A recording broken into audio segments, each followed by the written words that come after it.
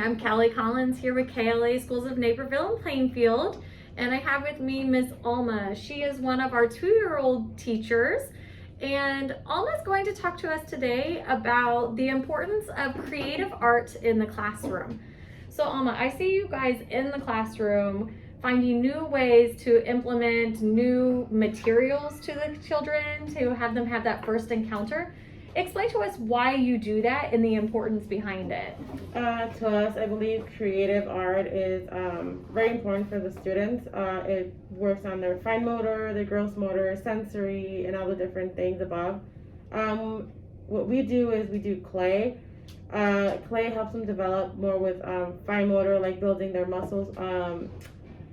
They're like kind of like grasping and pinching it out. We also let them explore with tools, wire, pipe cleaners, buttons, beads, all the above. We also do lots of shaving cream.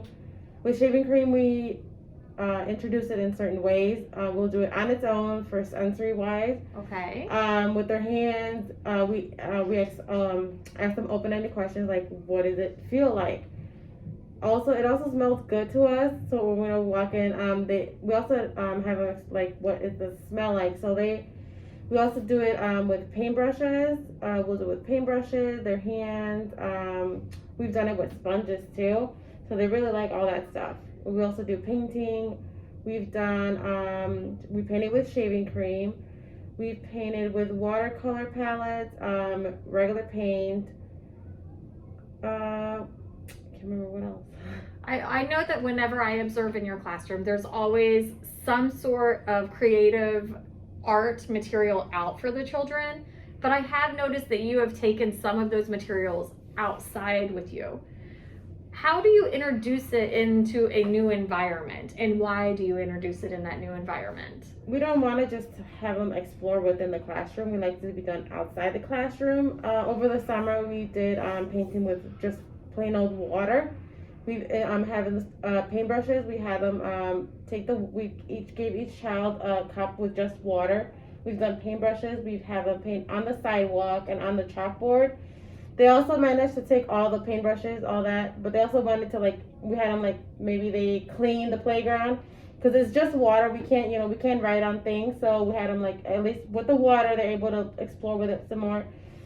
So they also the chalkboard had chalk on it, so we had them go over with it, and then it kind of cleared clean the chalkboard for everyone else too.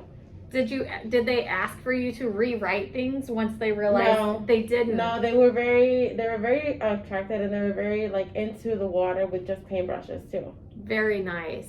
Another thing that I have noticed that you guys do in the classroom when you guys provide clay, I have noticed that you guys also provide water at that clay experience. Why do you provide the water? We've only done it once because we didn't know the outcome of it, so we trusted the children. So instead of doing it at the table, we did it at the sensory, which I felt was a much more appropriate thing, whereas the water would spill, it would stay in the sensory bin. So we did with paintbrushes. We want them to have, because the clay gets hard after a while, so we wanted them to explore the variety of when it's still able to be played with. How will they feel when it's the water? So what happens to the clay when it's wet?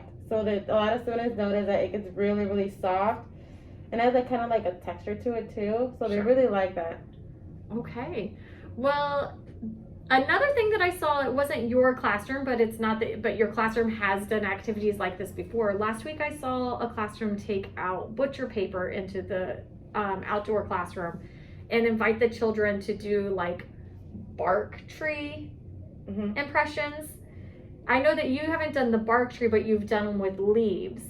How are you incorporating that in the classroom and outdoors? Well, we kind of have them gathered. First, we kind of introduce them. We'll talk about it during assembly what we're going to do. So we kind of have all right, we haven't done it, so our plan was to do it this week, but since it's raining out, so we're not sure. Kind of have them introduce them to nature. So having go because the leaves are already falling, and a few of our friends I've already noticed the leaves on the ground. So we wanted them to kind of go around the playground and pick up the leaves and put them in bags, and then we'll put them at the light table with contact paper.